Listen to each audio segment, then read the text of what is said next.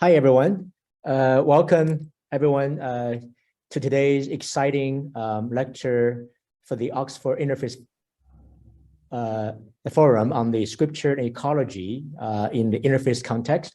My name is Jacob Chengwei Fen. I'm the fellow at Oxford Interfaith Forum, and I'm also a PhD candidate in Fuller Theological in Pasadena, California. And it is my privilege, a pleasure, to introduce the chair today, Professor Ibrahim Özdemir. Professor Ibrahim Özdemir is a professor of philosophy at Üsküdar University in Istanbul, Turkey. He's the dean of the Faculty of Humanities and Social Sciences. He was the founding president of Hasan Karayanku University at Gaziantep from 2010 and 2014. His PhD dissertation was entitled "The Ethical Dimension of Human Attitude Towards Nature," which was the first dissertation by a Muslim philosopher on the environmental philosophy and ethics. It offers a short but engaging study in Islam and ecology, contributing most substantially to environmental studies. And his books include Rumi and Confucius on Meaning of Life in Amazon, New Jersey, 2020, The Ethical Dimension of Human Attitude Towards Nature by the Eastern Publication in Istanbul, and Globalization, Ethics, and Islam published by Gade, actually Aldershot at Gade. His diverse background as a researcher and teacher includes environmental philosophy and ethics, ecology and religion, practical ethics, philosophical counseling, critical thinking, and Islamic philosophy. He noted a new book, Contemporary Thought in the Muslim World, Trends, Themes, and Issues by Carol Kirsten, published by the Routledge Press in 2019 as the most prominent Islamic environmentalist in Turkey for many years. Professor Ibrahim Özdemir gives lectures and thought courses as visiting professor at Harvard University in 1998, Hartford University, Hartford Seminary, and Abo Akdemi University, Turku, Finland, from 2018 to 2020. And he was also a member of the drafting team of the Islamic Declaration for Global Climate Change. Presently, he was assigned as a member of the core and draft team to write and finalize Al-Mizan, a covenant for the earth to be presented to the UN. The document will present an Islamic outlook for the environment in a bid to strengthen the local, regional, and international actions that combat climate change and other themes to the planet. So without further ado, let's give the floor to Professor Ibrahim Özdemir. Thank you, Jacob. Good evening, good afternoon, and good morning, according to where you are, because in a globalized world, I can see some familiar faces around the world. And this evening, we are very fortunate to have opportunity to listen to one of the experts on environment and Islam. As Jacob said, when I finished my PhD in 3 decades ago, I was the only one who was working on the subject in academic sense, let me say. But fortunately today, we have a lot of colleagues, young scholars, ladies, and young, gentlemen around the world, from different religions, from different affiliations, not only Muslims. They're interested to understand how Islam understands the nature, the universe, and the human nature relationships. Now we have an expert on this. Let me introduce Professor Anna Gade to you. Professor Gade is a Vilas Distinguished Achievement Professor in Gaylord Nelson Institute for Environmental Studies at the University of Wisconsin-Madison. She is currently serving as an associate dean of the same institute, where she teaches courses in environmental humanities, Islamic studies, and Academic Study of Religion and Ethics in the Religious Studies program. She holds a master's from the University of Chicago and received her PhD with distinction in the history of religious from the University of Chicago Divinity School, specializing in Islam. Professor Gade's previous published work emphasized the theory and method in academic study of religion and Islamic studies.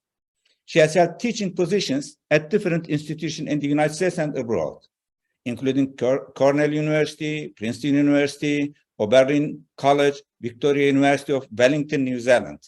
She is the author of 2 books on the Quran, including One Word's publications, The Quran and Introduction. Her recent book, which is very relevant for today's talk, is Muslim Environmentalisms, Religious and Social Foundations by Columbia University Press in 2019. And I just want to bring to your attention, she uses the Muslim environmentalisms with a plural sense, which is very, very meaningful. In this book, Professor Gade explores the religious and cultural foundation of Islamic environmentalisms. She blends textual and ethnographic studies to offer a comprehensive and interdisciplinary account of the legal, ethical, social, and empirical principles underlying Muslim commitments to the earth. The book presents us how diverse Muslim communities and schools of thought, present and also in the history of Islamic thought, have addressed ecological questions for the sake of this world and the world to come. I would like to ask you to engage with her in a conversation as soon as she finishes her talk, and invite you to ask questions during the Q&A session. Now the floor is yours, Professor Gade. Welcome. Thank you. Bismillahirrahmanirrahim. Thank you so much for that generous introduction. I can't tell you what an honor it is to be introduced by none other than Professor Ibrahim Özdemir, who, of course, has been one of the leading voices in this field since as long as I can remember. So thank you for having me, and thank you for that. I'm looking forward to the conversation. I don't have a PowerPoint presentation today. This is online. You're welcome to surf the net for images and screensavers, however you see fit. I'm going to be dropping some key words into the chat as I speak. So that should suffice, I think. I think I can just get going. So today I was asked to speak about the Qur'an and environment in the context of an interfaith conversation, and also in a series that looks at scripture. And I take both of those ideas very seriously from my background, of course, from a divinity school and with a degree in the history of religions, which has thought a great deal about scripture as both text and as context. That's going to be reflected in the presentation today, as I'm going to present some key ideas found in the book that was just mentioned on Muslim environmentalisms. Now, in a sense, the whole book is about the Qur'an. You know, how can it not be? It's about religious Muslims and their commitment. In a sense, it's about what's called, in some areas, like in Indonesia, the living Qur'an, including law and practice and even mysticism. It also includes how non-government organizations, NGOs, and others seek Qur'anic messages for the sake of environmental goals, such as with the work of the United Nations and other agencies. Today, I want to stick to the assignment, which is to talk about the Qur'an. And so I'll be drawing a lot on the chapter of the book, chapter 3, since I think it's relevant to this audience and also to this conversation that is intending to emphasize scripture and scripturality. Also, I understand that this is a reading group. I don't know if this is an ongoing group or not. It sounds like it is. I don't know what the reading assignment was for today, but if you want a text to read besides the Qur'an, or if you want to follow along, then I am drawing from chapter 3 in the book.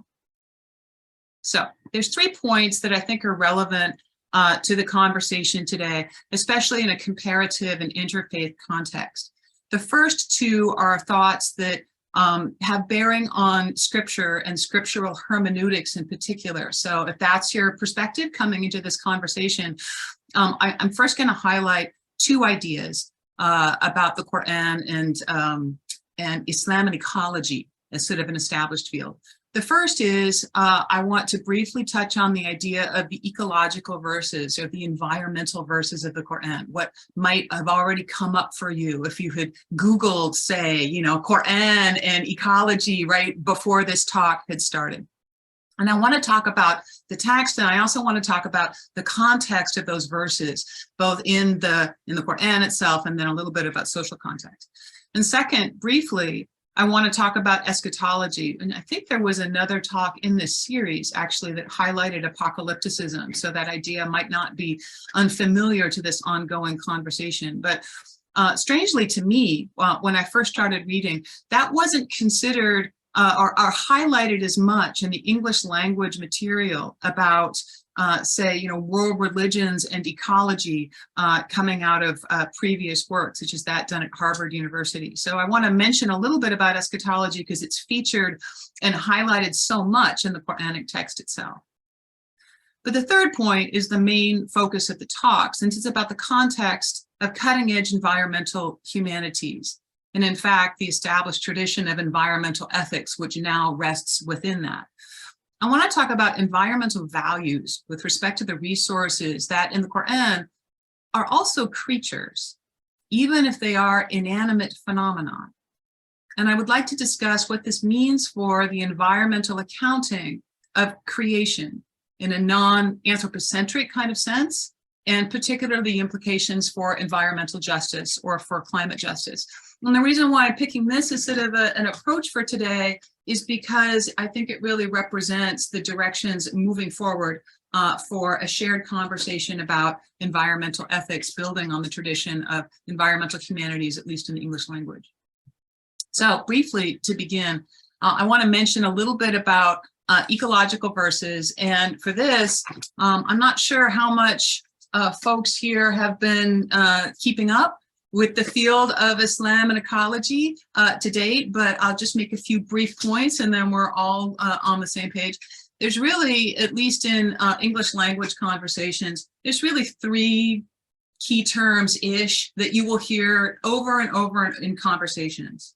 Any contemporary presentation of Islam and the environment will likely draw on some of the following popular verses and these ideas grouped here according to theme as I'll present them. And the first of these well-known passages represents the basis of most treatments of Islamic environmental ethics. These are 9 verses on the designation of humanity as being God's vicegerent or Khalifa. And I'm going to drop that word there into the chat in 2 variants, Khalifa and Khilafa. The term can be translated into the political title of caliph, but there's a certain connotation of following or being designated successor. Now, 5 of these 9 Quranic verses specifically mention being a Khalifa of al-Ard, of the earth, as in the repeated expression that translates in English as God appointed you successors on the earth, and that appears in relation to specific prophets. The Quran presents humanity's stewardship, in the sense of khilafa being stewardship, as an ambivalent responsibility, however, perhaps in contrast to the biblical notion of the term in the book of Genesis, as in the verse that is often cited from the Quran, from Surah Al-Baqarah 2:30. Behold, the Lord said to the angels, I'll create a Khalifa on earth. And they, the angels, said, will you put in it, the earth, one who will cause corruption and shed blood, while we celebrate your praises and glorify your holiness? The angel's retort to God above is attention grabbing. Obedient angels don't question their Lord except in this instance. Also, they're sure that humanity will fail the test and corrupt the earth. The Quran elsewhere calls the designation of Khalifa a test, such as in the verse that ends the Quran's chapter 6. So unlike the notion of dominion, let's say, which has another word in Quran, mulk, in the Hebrew Bible's book of Genesis, this is said to be mulk, or dominion is said to be God's. It's never bestowed on humanity in the sense of mulk, the mulk of the heavens and the earth related to the notion of stewardship, which appears more often actually than the notion of khalifa, is theologically centered on the deity. The second term you'll hear a lot in English language conversations about Islam and ecology is the notion of the trust, or al-amana. It actually appears a handful of times in the Qur'an and only once in an unspecified or universal sense. And that's the verse that is most often cited in an environmental kind of a context. That's 33:72.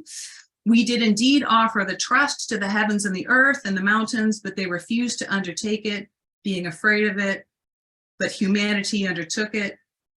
He's unjust and foolish. So again, with this idea, there's a sense of an ambivalence about humans taking on the trust with their innate foolishness when mountains even thought that it was too much to uphold. There are other key terms in the Qur'an that are quite common, but I'll just mention here one more that's already come up in the context of the introductions to today's event, which is the idea of the balance, or al-mizan. Like the trust, this is another term that you hear commonly in modern Quranic hermeneutics for a variety of social problems, not just environmental or ecological issues. It's a very robust and very productive term.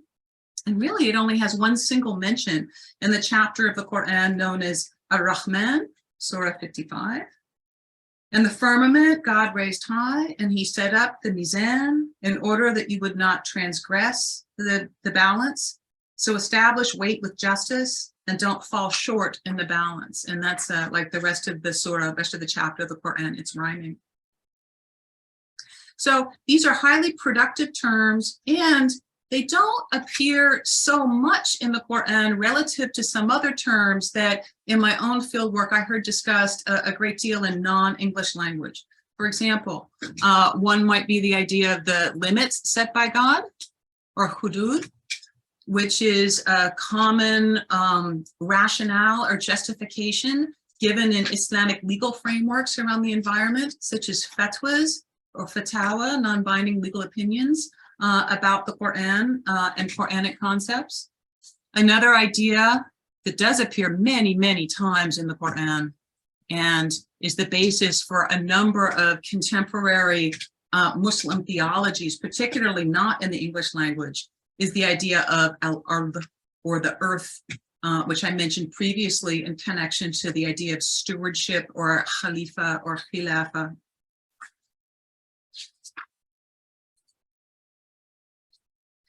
But finally, among the verses that are the most widespread in Muslim majority religious settings for discussions of environmentalism, at least as I heard them, in non-English language contexts in connection to law and ethics, are the Qur'an's many exhortations not to cause corruption on the earth. There are two verbal forms of this Arabic root that appear in the Qur'an, one more intensified than the other, with both verbs conveying related nominal forms. All of these account for about 50 total instances in the Qur'an, almost always in a prohibition against destruction, degradation, corruption, expressed as fasad. In most instances of this term in the Qur'an, they appear in conjunction with the word for earth, al-ard, in the same phrase. And many of the instances in the Qur'an are specific commandments to specific persons or people. This idea of not causing corruption is common in legal frameworks. And unlike many key environmental terms in the Qur'an, like balance and stewardship, mizan or khalifa, that are translated from an original meaning into a moral environmental framework, fasad can connote nothing other than normative judgment from the start. It means degradation, destruction, or corruption. I already mentioned the term al-ard, but it does appear often in the Qur'an, and it readily translates into English language environmental expressions like the earth, earth charter, earth ethics, mother earth, spaceship earth, and so on and so forth. And as I mentioned, some Muslim theologians have attempted to construct an original and systematic eco-theology based on this term. not because of the popularity of English language cognates, but because it's so robust in Quranic discourse. Now, along with this, there's discourse that doesn't focus so much on these keywords. I think I put 1, 2, 3, 4, 5, 6 in the chat. You'll often see lists of 5, which makes sense for an Islamic framework. But in discussions about Islam and environmentalism, particularly in activist frameworks that would focus, say, on environmental justice, there's other contextual understandings and themes of the Qur'an that appear very prominently. The first one being, of course, justice itself, such as the Qur'an's verses to stand up to God as witnesses to justice, which translates directly into notions of environmental justice. And then the Qur'an's many other statements on deluded greed, materialism, poor relationships with others, and the condemnation of those. In addition, the Qur'an is very clear about its characterizations of human nature as being forgetful or in denial, which also seem relevant in today's ecological kinds of contexts. Now in the book, if you have a look at it, I talk about the hermeneutics of a keyword kind of approach. That is taking a single term, whether it appears only a few times in the Qur'an or many, many times, and what this means for the production of environmental discourse and theology. In general, the keyword approach is helpful. I think, or you tell me if you do this in an interfaith kind of a context, because it can target other terms that are known in other faith traditions, and particularly in the English language, Christian and post-Christian faith traditions like stewardship.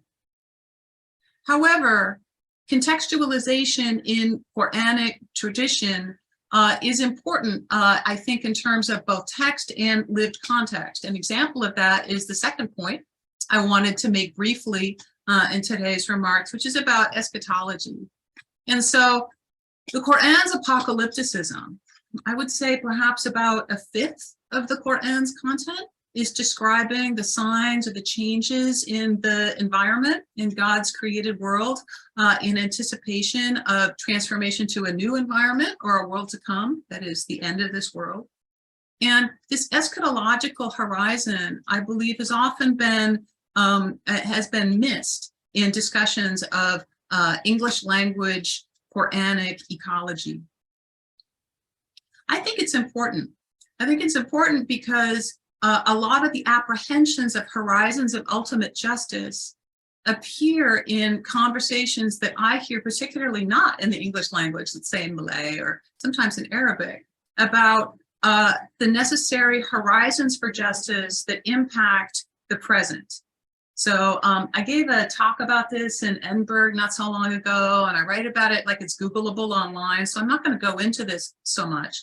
But I do want to emphasize that in my own field work, an eschatological awareness or an apocalyptic kind of understanding can actually redouble as motivation for environmental activism. Here in the US, there might be a stereotype that those who take an apocalyptic kind of perspective on environmental change in the world might have that lead to the conclusion that it doesn't matter what you do in this world because it's all going to end anyway.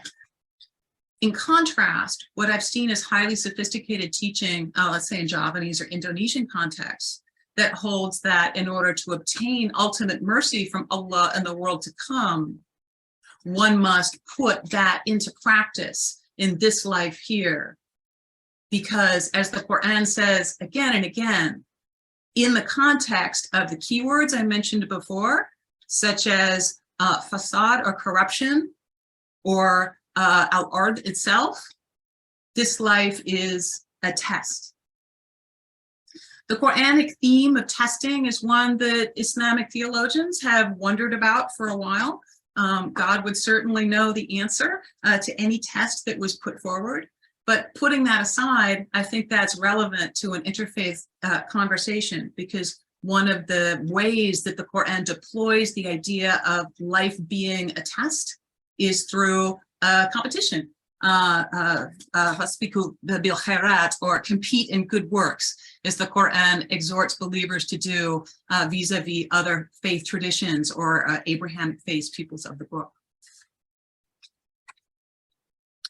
So moving on now, I would like to speak a little bit about sort of the main idea for the presentation today, which is how the Qur'an depicts resources, environmental resources. And now I'm thinking about resources in the sense of the way we talk about environmental resources in the Nelson Institute for Environmental Studies, let's say with environmental science, or the way that environmental ethics talks about resources.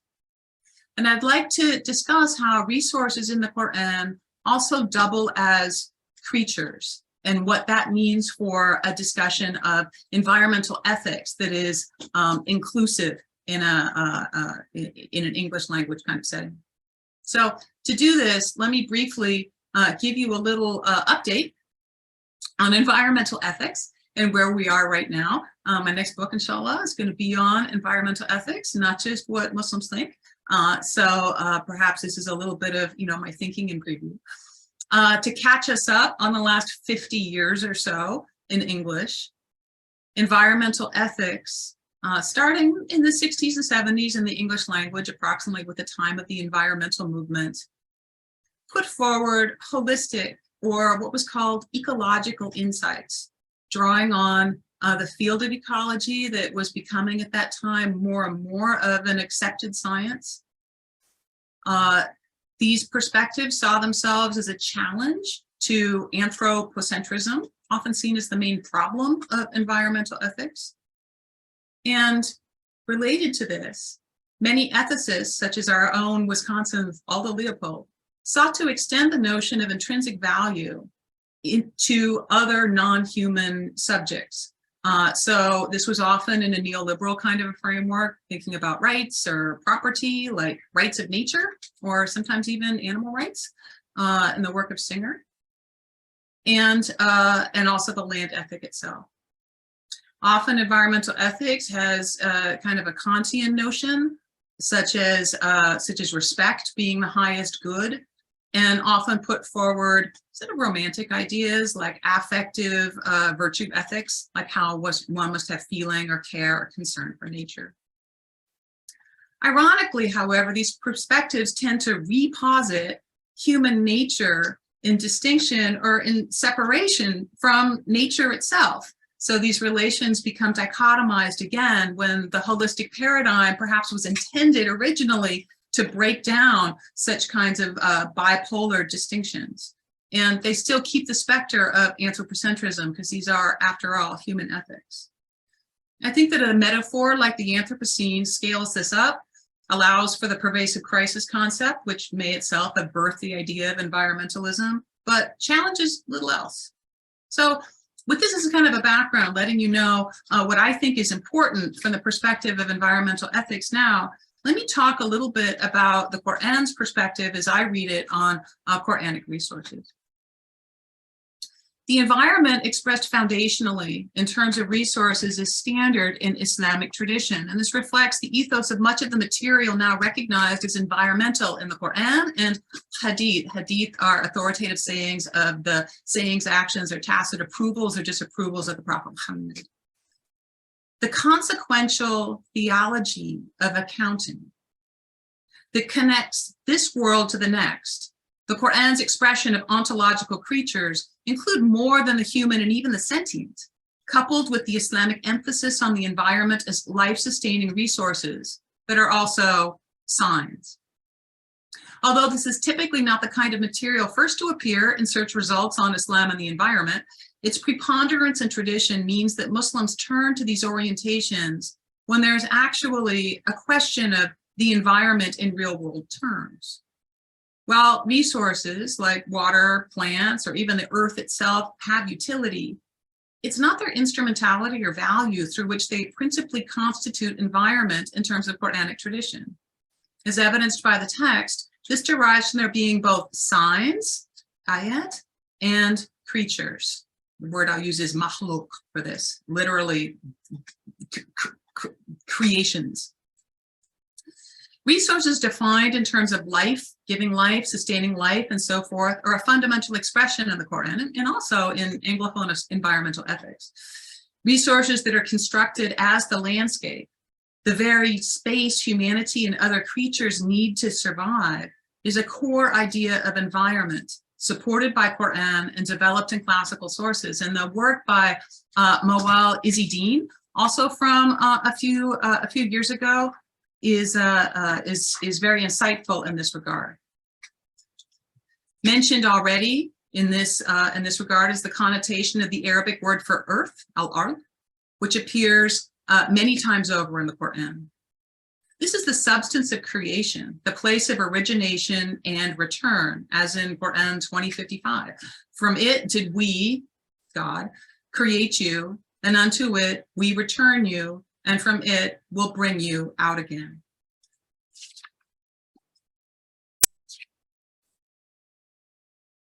Resources are provided to all creatures, and specifically for humans to use and to share. And in that are signs, ayat, as the Qur'an continually points out to its readers for the purpose of thankfulness and reflection and other directions given specifically within the text. Within this framework, which highlights the utility of resources materially and as signs, the Qur'anic environmental message is more than to avoid exploitation or otherwise be sustainable or responsible on the part of humans. Resources, even when not allegorized, like talking about the case of like real trees and forests that can be both planted and burned, also point to sophisticated environmental principles beyond anthropocentric ideas because of their dual existence as creatures with whom humans have relations, even relations of modeling, where humans may learn from the example, for example, of the prostration of trees. Creations like livestock are presented in the Qur'an not only as instruments to satisfy human physical needs, but also for more intangible benefit, such as to feel happy feelings or proud feelings, such as in Qur'an 16:6. An example I discuss at length in the book, and I also draw from that same chapter when discussing the example of the bees as an ecological site of reflection in the Qur'an. The earth isn't just a landscape then to habitate or to traverse, which sustains life, providing unseen tent pegs to meet a need for stability, which humans take for granted or for which they aren't even aware. It's more than that. Subtlety in the functions of signs relates also to how these are resources, being creatures themselves, having relations with Allah. So let me just talk a little bit about the example of trees so we can talk about something here that also might be cognate in another tradition that you'd like to discuss. And then I think I'll try to end this presentation pretty soon so we'll have time for some more discussion. So besides water, discussed throughout the Qur'an in many, many examples, another resource treated in detail in the Qur'an, and especially hadith material that illustrates principles of resource use, is trees. There's a great deal in the corpus of hadith on trees, which is actually, in my reading, not so often included as part of what are now nearly canonical environmental verses, like I mentioned before. Nevertheless, and based on my data from years of firsthand research in Indonesia and elsewhere in Asia, these are also probably the statements that Muslims have known and cited most frequently with respect to environmental resources in a contemporary context. Furthermore, as I also discuss elsewhere in the book, they establish a clear basis for an Islamically based practical theology. Trees are a good illustration of the designation of the environment, both as creatures and resources. In the Qur'an, trees, like all creation, are beings who worship Allah, as given in the following verse from the well-known chapter, I mentioned it already, Ar-Rahman. And the shrubs, or stars, depending on how you read that, and trees bow down in worship, yes, Judan, rhyming with Ar-Rahman and Mizan. There's also much in the Sunnah, the model of the Prophet Muhammad, conveyed through hadith, that's about trees and their aspect as resources, such as the prohibition on cutting down trees in war. There's many hadith canonical collections about the obedience of trees, especially to the Prophet, such as coming to him when believers are summoned, then moving back, even easing his way. Furthermore, the designation of conservation areas known as Hama and Harim, discussed elsewhere in the book, not so much in this Qur'an chapter, but its context for these verses, extend back in time to the Prophet Muhammad, and thus they're considered to be like Sunnah, is based on protected wildlife areas or the conservation perimeter drawn around trees and water. According to hadith that I've heard frequently cited when forest conservation is the environmental issue, this is a key principle of resources and creatures. The conservation and preservation of this resource, trees and others, is a meritorious action, and the planting of trees is an act explicitly rewarded by Allah. Just as providing water to others is a meritorious action, to support forestation is a rewarded act. So common hadith variants that I heard quoted in Indonesia connect to tree planting. There's a couple from the collection by Bukhari to the effect that those who plant a tree and patiently tend to it until it bears fruit have the reward of charity from Allah. There's another one that people would cite a lot. There's no one among the Muslims who plants a tree or sows any seeds and then a bird or an animal or a person eats that, but it's regarded as a charitable gift. And these citations of Qur'an, of hadith, are within a Qur'anic kind of a context, and I think contrast somewhat with the hermeneutics of a keyword approach. Deforestation on Java has led to a prominent focus on tree planting in Indonesian Islamic environmental action. Already a part of Javanese tradition, newlywed couples customarily plant a tree together, as well as part of the colonial legacy of plantations in Indonesia. It's a major symbolic and ecological action, supported as it is by Qur'an and the great number of hadith that call to plant and preserve trees and to protect areas around them. This indicates a core idea that runs deeply, perhaps definitionally, through applied Muslim environmentalism in contemporary Indonesia, at least, that the best way to a religious goal, that is, a reward of Allah, is through the proper and compassionate care and management of natural resources. So I got a lot more to say about forestry and issues about forest management and carbon in Indonesia, but I'll skip that for now and move on to a conclusion. Environmental phenomena themselves inhabit the earth as more than just objectified or natural objects. Trees, for example, can't just be utilized or appreciated emotionally as resources, but are to be appreciated relationally by humans as having their own feelings too, as creatures or makhluk. In Hadith tradition, there's stories of the Prophet's special relation with the trees, just as there are with animals with which he converses and on whose behalf he sometimes appears to intercede according to tradition, such as in the case of mistreated camels and other domestic animals. The difference between plants and animals with respect to prophetic concern and care is that a relationship with the animals is demonstratively de facto. The Prophet's discourse with vegetation, however, expands ethical relationships to the environment imaginatively, beyond the everyday. And of course, all of this extends forward to the horizon of ultimate judgment. For example, there's the famous account in which the date palm tree, on whom the Prophet Muhammad would lean when he preached, grieved publicly when the Prophet's place of preaching was moved, comforting the weeping tree. And out of pity and concern for the tree's own feelings of love for him, the Prophet asked the tree where it wished to be moved so that it could remain as a companion close to its beloved, the human prophet. So here, as with nature, trees are models for humans. And this is a point which I think is beautifully rendered in great detail and with much scholarly rigor by Sarah Tlili, discussed in her masterful book. And so I'll leave that for now, but if you are looking for more of a reading assignment, I encourage you to look at her work as well as that of our own Ibrahim Ustami. In this case, it's the habitation itself, a resource with the power to sustain and protect life, that's a core environmental concept. Identifying the idea of a habitat with resources as a core Qur'anic concept with respect to the environment does contrast somewhat with the genesis of the modern use of the concept environment in English, coming out of notions of problem and crisis, although perhaps not so much ecology.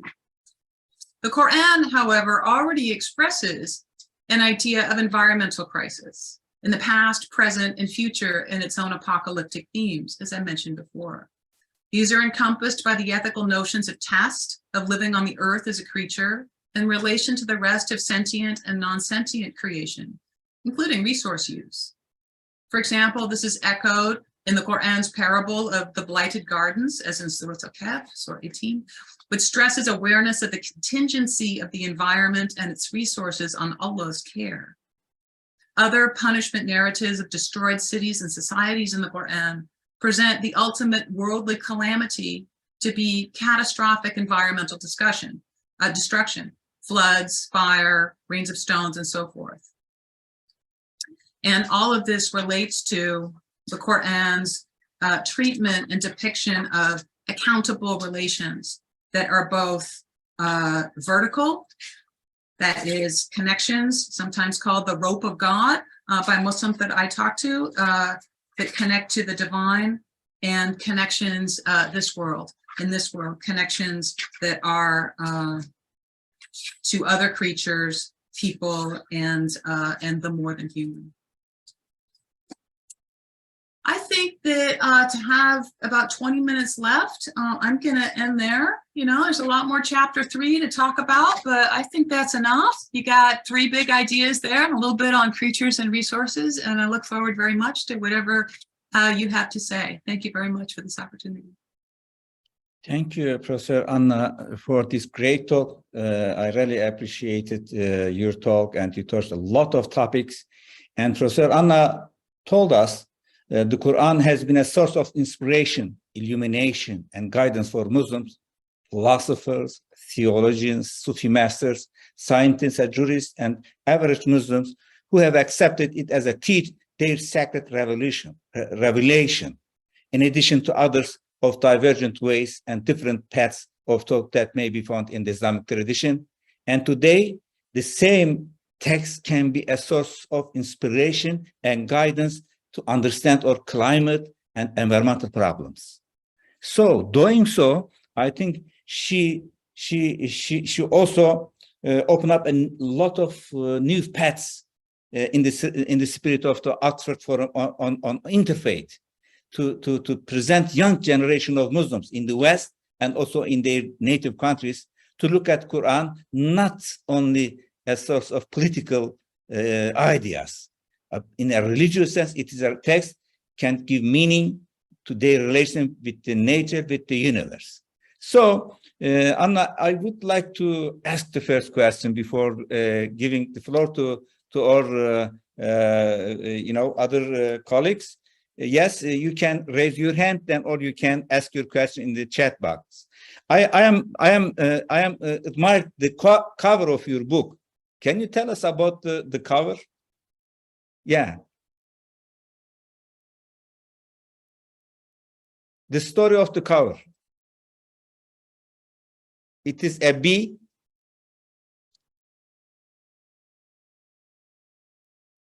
Yes. Could you? All right, yeah. Technical problem. So yeah, the cover of the book is indeed a bee, and it's an image. It's a calligraphic image by an artist from. See if I can get it so it doesn't have my name on it. You just see the bee. From an artist from Kerala in India, Tawfiq Zakaria, and it depicts 2 verses of the Quran. From the 16th chapter of the Surah of the Bee. And I can actually render the meanings into English here. It's verse 68 and 69. 68 is, "And your Lord revealed to the bees, build homes in the mountains, the trees, and in what humans construct for you." Verse 69, "Then eat from all the fruits and follow your Lord's smooth paths. From their bellies," that is, from the bees' bellies, "comes out a syrup of different hues, wherein is a healing for humankind. Surely in that there is a sign for people who reflect." And thank you, Professor Ibrahim, because this is a wonderful illustration of some of the themes I was trying to get across. It depicts the bees as being a resource that bring forward honey which is a healing and a mercy for humankind. But it also, it's disputed in tradition, but the bees themselves are apparently receiving kind of a revelation, kind of a message directly from Allah himself in this verse, and thus, you know, are creatures that may even model for humans how to interact with the divine source of inspiration. So thanks very much for that. I would like to thank you, because just with this, bees have revelation from God, changed the worldview of Arabs completely. Because before the Quran, pre-Islamic Arabs, there was no connection, you know, between, you know, even humanity to have revelation from God. But here it says even bee and also all animals have some kind of revelation, inspiration from God. So it changed the whole perspective of Muslims to the animals. Thank you. And you can see also when you visit any Islamic art museums in Istanbul or in Cairo, in Damascus, you will see similar, you know, calligraphy. You know, it is the same verses, it's just written. Yes, thank you. No, thank you very much. This is, well, as you said, one of the often asked questions to us. During the declaration of Islamic climate change and now Al-Mizan, a covenant for the earth, we have consultation with all our friends from different religions. First, we studied Laudato Si. Then we sent our text to all our Christian, Jewish, Buddhist, and also Hindu, even other secular environmentalists. And with consultation with them, we prepared this text. But one thing we discovered that it is, you know, democratization, the spirit of democracy as institution in our country, and also the growing of environmental consciousness also go hand in hand. If there is state is representing everything, there is no space for people to think, to come up with new solutions, or to criticize state development projects.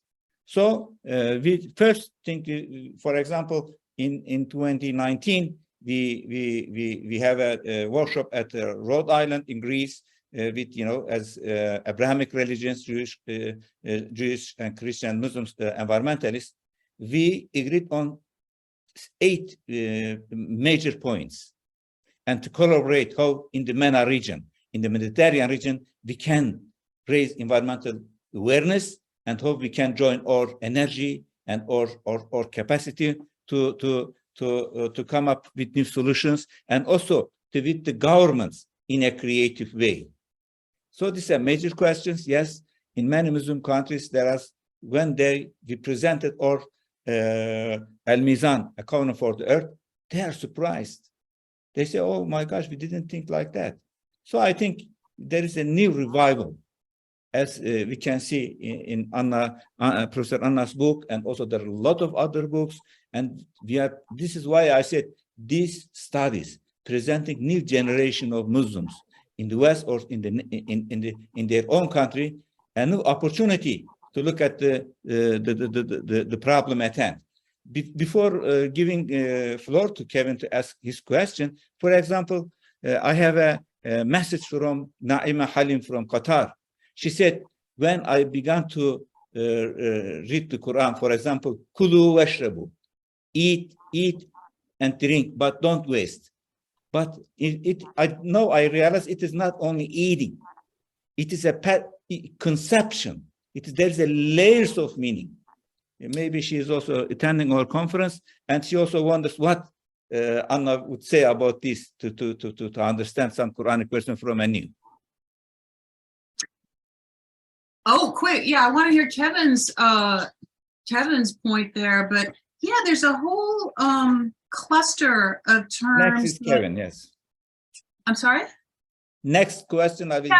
Okay, so I'm not sure if you wanted me to answer that or not. Yeah, there's a whole cluster of terms that people are focusing in terms of sustainability, which is a whole other kind of emergent discourse in environmentalism, and the idea of wastefulness and not being overly wasteful. Tayyibat is another concept that you hear quite a bit in that kind of a context. That which is good, or that which is halal, is often connected to sustainability. All right, I think it's important getting back to the opening idea of scripture and scripturalization, not to place too much of an expectation, particularly in a post-Orientalist kind of a context, on scripture to determine behavior in a certain way.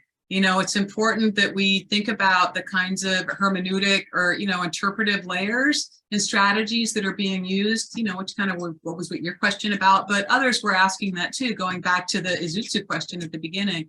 So I don't think it's helpful, just in the case of other kind of classic issues about conflict or gender, to look to the Qur'an to see what determines actions that Muslims, religious or non-religious, take. And I think that's the importance of context, both within a textual hermeneutic kind of a setting, but also in a global setting of the dialogue that we all share.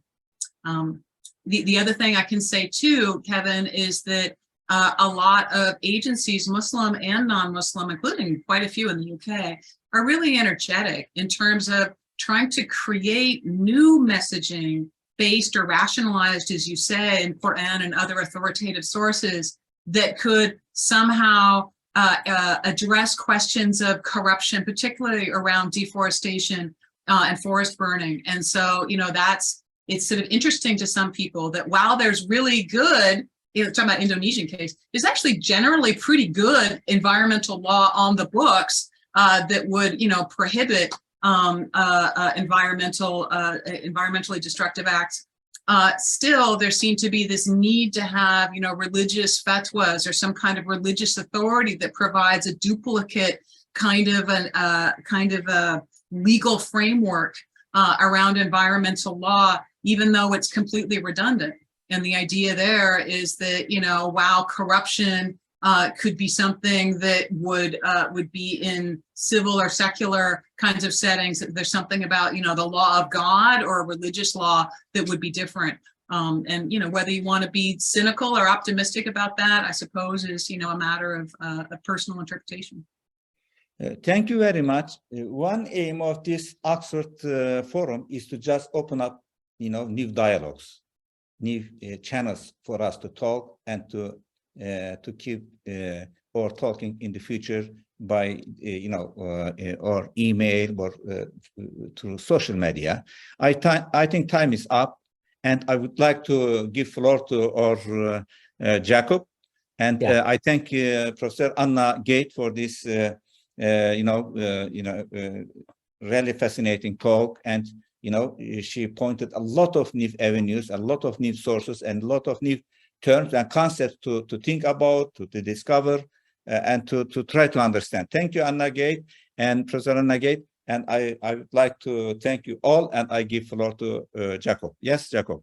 Yes, thank you, Professor Anna Gade, for this extremely insightful lecture. And thank you, Professor Ibrahim Ozdemir, for chairing. And just two announcements before we conclude. I see that a few participants joined late for whatever reason. I think we will edit this video lecture and post it on YouTube for those who are late and who missed this exciting lecture. And also we have other amazing events coming up. Please check our website. I posted it in the chat. And also we have newsletters and other announcements. And we do welcome you to come back for other meetings and lectures. And thank you again for all who participate in this event. Have a good day.